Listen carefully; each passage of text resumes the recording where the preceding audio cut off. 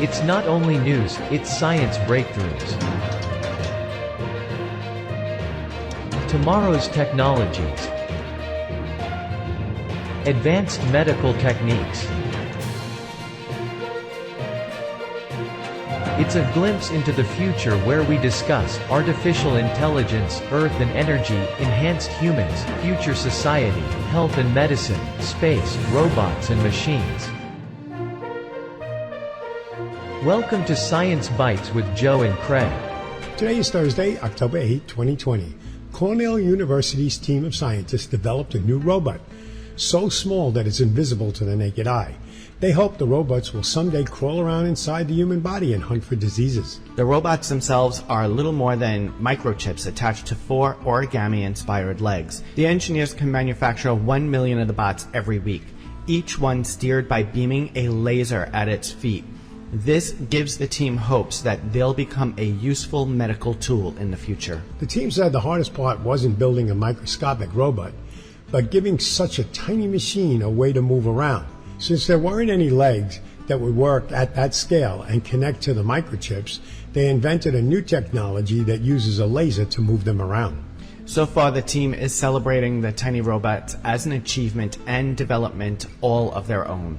But someday they hope they can serve as medical devices that root around for signs of disease. The team imagines having these robots used for microsurgery. Simply injecting the robots, which will then track down bacteria or a tumor cell. Then they go and snip it up and destroy it. Speaking of tiny things, we've spoken about how tiny particles of plastic increasingly coats the planet.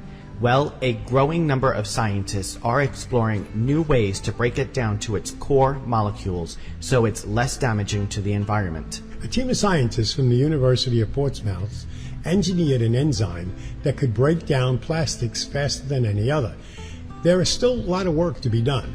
This is an encouraging sign to curb the pileup of plastic waste. The new enzyme can make its way through plastic 6 times faster than the previous plastic devouring enzyme.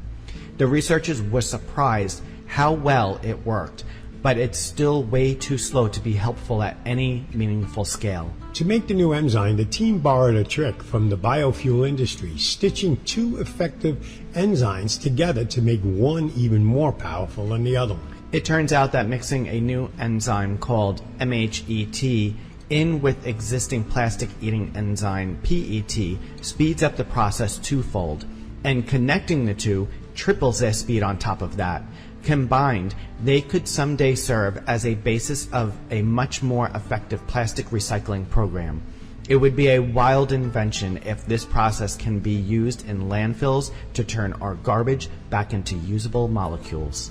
And keeping up with the curbing of pollution around the world, airlines carried 4.3 billion passengers in 2018, an increase of 38 million compared to the year before. That's a lot of people. Yeah. That may change. Last week, the aviation company ZeroAvia ran a successful flight test of its new hydrogen-powered passenger plane.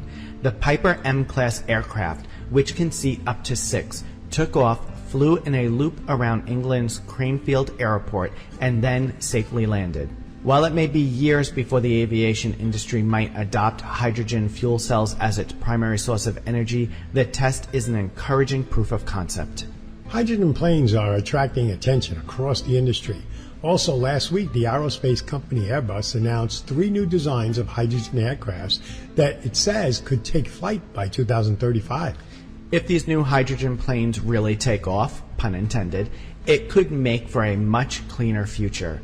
As of 2019, air travel was responsible for 2% of global carbon emissions, and skimming those greenhouse gases off the top could help our fight to slow down climate change. As difficult as 2020 has been, the pandemic has cut global carbon emissions by 17%, according to the report published on May 19, 2020. With everyone avoiding travel, the air is cleaner these days. Researchers say daily global carbon emissions fell about 1/6 during the coronavirus pandemic, but it's not really likely to last. And you know, Craig, it didn't just cut down the carbon emissions during the pandemic time. Roadkill animal deaths fell in California, Idaho, Maine, a study found that the animals killed by cars dropped by 21 to 56%. That's a lot. Yeah, depending on their location from March to mid-April. The reason for the decline was directly tied to the reduced number of motorists on our roadways. Traffic in the U.S. fell by 73% during peak lockdown, according to National Geographic. And I don't know, Joe, it may still be that way because so many people are working from home. Who knows if they will really go back to work? Yeah, I think a lot of them are going to be stationed from their house. Yeah, it's that's going what to I be a think. major change, like we said before. Yep. Okay, time for a short break. What makes a rainbow bend?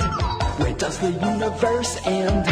To know the world from A to Z. Discover science and technology. Where is the dinosaur? What's on the ocean floor?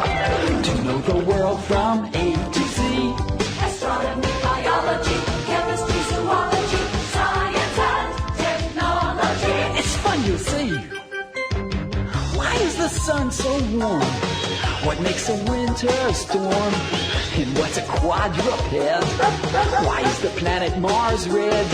You'll find there's lots to know. And exploring as you go. To know the world from A to Z. Discover science and technology. Astronomy, biology, chemistry, zoology, science and technology. It's fun, you'll see. A public service message from the National Science Foundation. Welcome back. We knew eventually this would happen.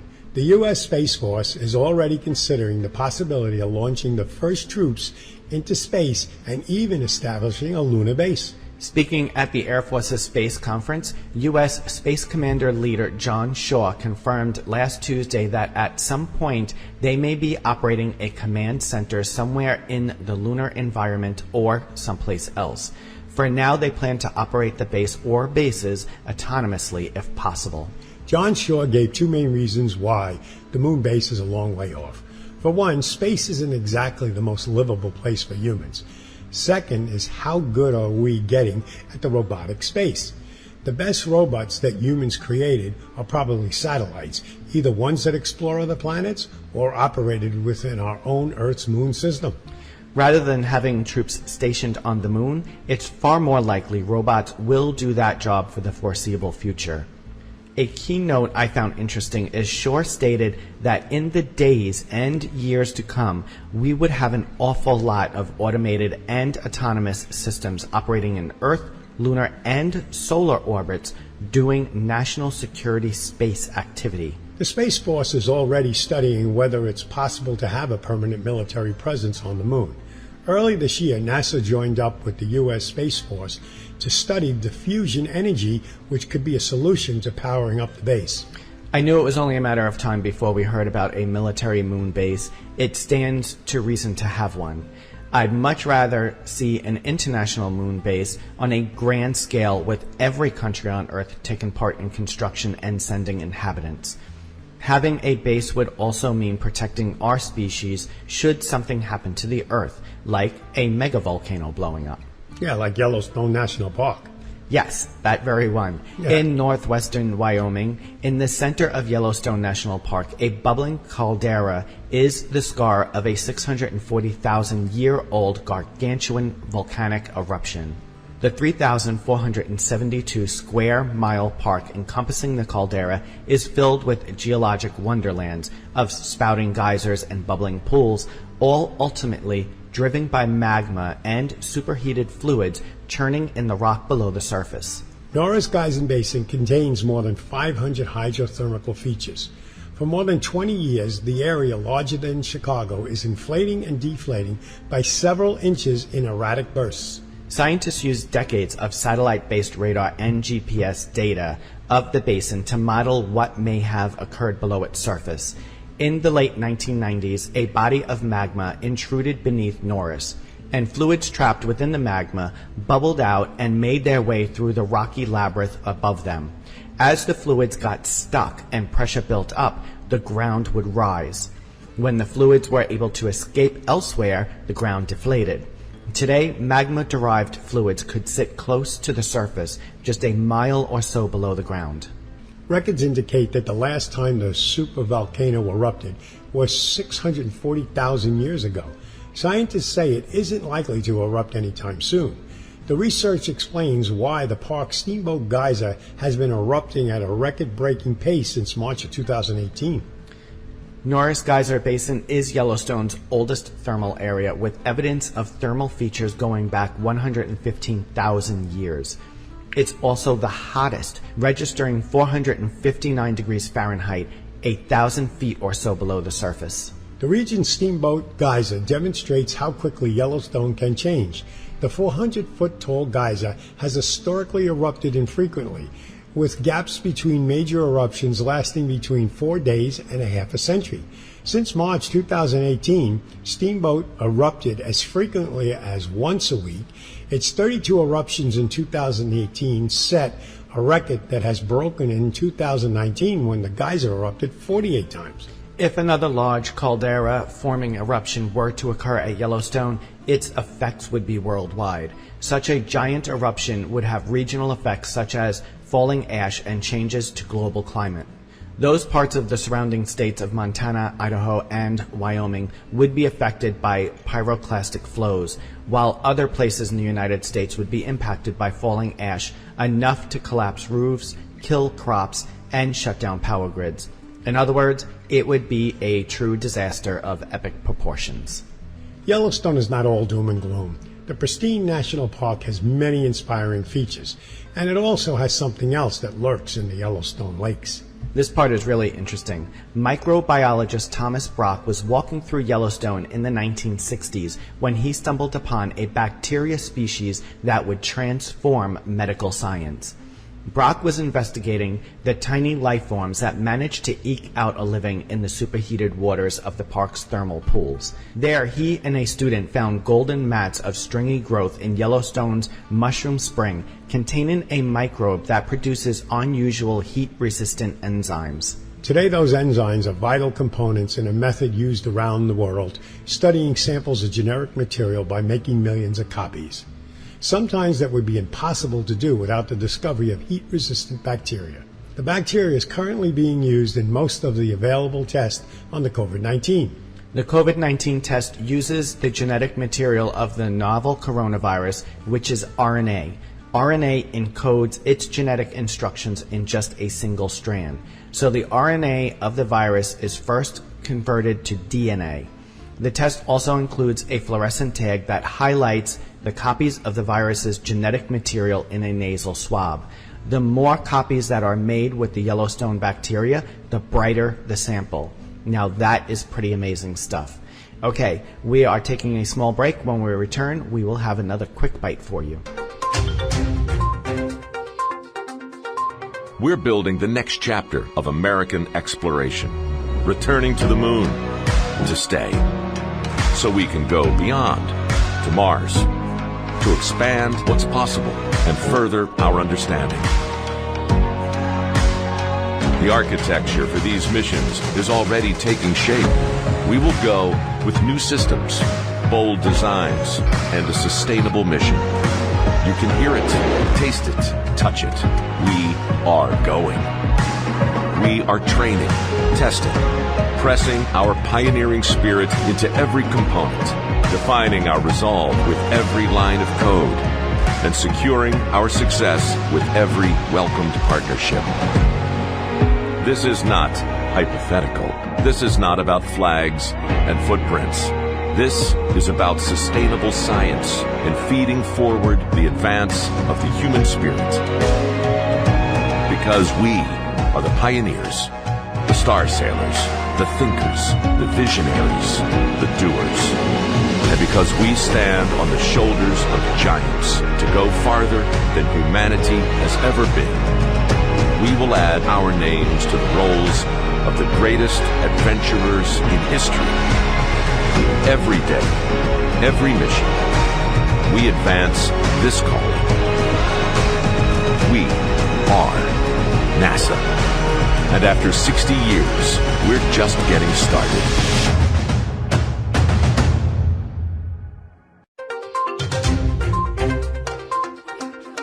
Welcome back.